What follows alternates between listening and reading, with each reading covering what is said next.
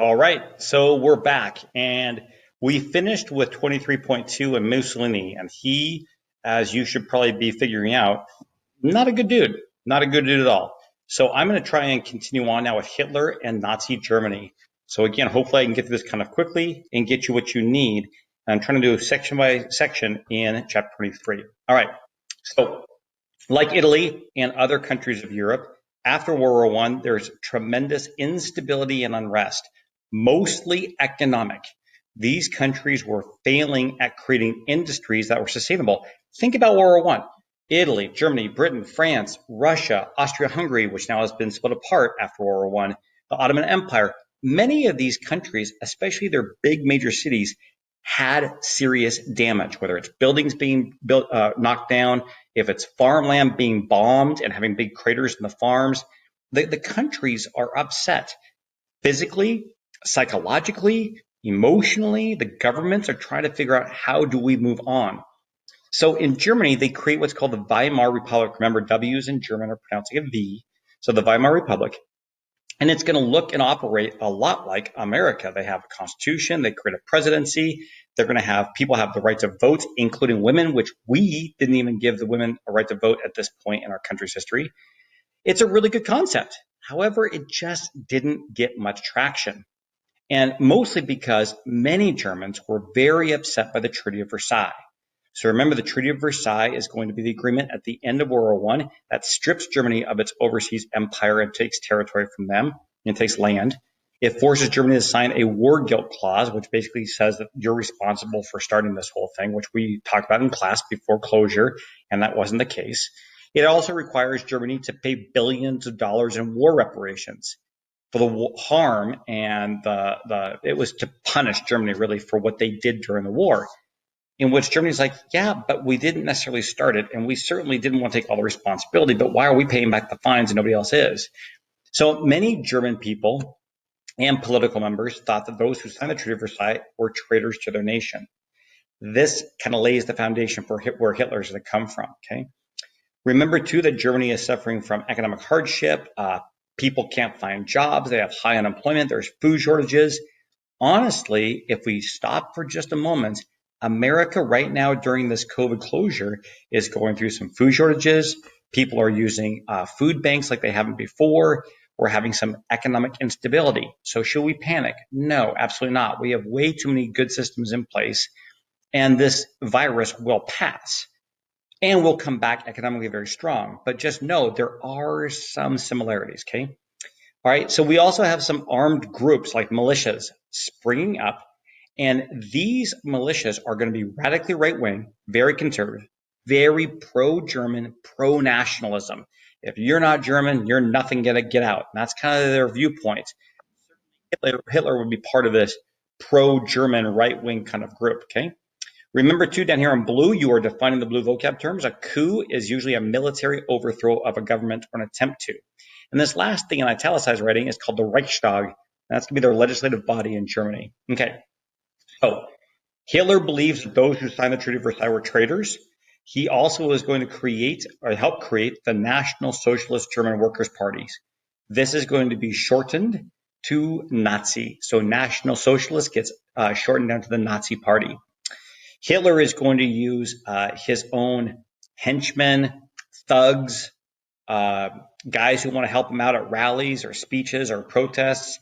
He's going to call them brown shirts. They wear brown shirts, much like Mussolini had his guys wear black shirts, and that's why they're called black shirts. In Germany, it's going to be called brown shirts, okay?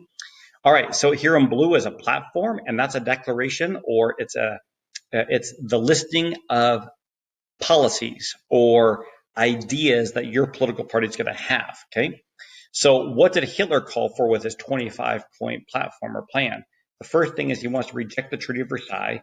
He wants to expand Germany back to all German-speaking empires. So there's going to be territories of Austria. There's going to be territories of then Czechoslovakia. There's going to be territories in Poland. There are going to be little areas that have mostly German-speaking peoples. And so he wants to reclaim that. He wants to deny political participation or citizenship to non-ethnic Germans. So if you weren't really German, he doesn't want you to participate in the political process. He proclaims that all Germans are superior to other people, which we know is not true, right? And he's going to start placing all the blame and fault of Germany's problems onto the communists and Jews, and he's going to start that Holocaust process. He pledges to start a great new empire called the Third Reich, and he also attempts a coup, which I mentioned on the previous slide, but he's going to fail in this attempt of overthrowing the government, and he'll be jailed for about 9 months. And while there, he writes this thing called Mein Kampf, which translates into My Struggle, and he outlines his ideas for Germany. Okay.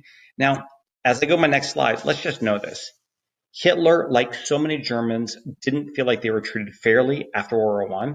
They're resentful for losing or stopping, right? World War I, they wanted to continue. They are upset about lack of food. They're upset about economic troubles. He's a bitter and lonely person, and he's trying to find a group that he can latch onto. It's really like how gangs work. When needs aren't met, people reach out for those who can meet their needs, and Hitler wants to become the person who can provide that outlet for some. And he's really trying to stoke fear into other Germans, and he's trying to latch on to those who feel like he does, that they were put down somehow. All right, so as he continues his rise to power, only 12 Nazi parties were elected to the Reichstag in 1928. This shows you how little support he actually had. We all know that I say the fastest way to revolution is through hungry bellies, right? So again, we need to start getting food production going. So the German economy was dependent upon us, the United States, and how we loaned them money. When that money went to the Germans often used that loan money to pay us, Britain, and France back for the war reparations. But we stopped during our Great Depression in the 1920s, real late 20s and early 30s.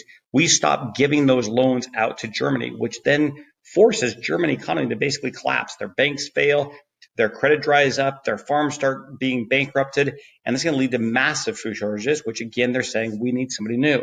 So Hitler and his groups are going to start using a intense propaganda campaign that is going to purposely spread all sorts of disinformation, misinformation. He is going to accuse, he's going to blame, he's going to scapegoat, he's going to dehumanize.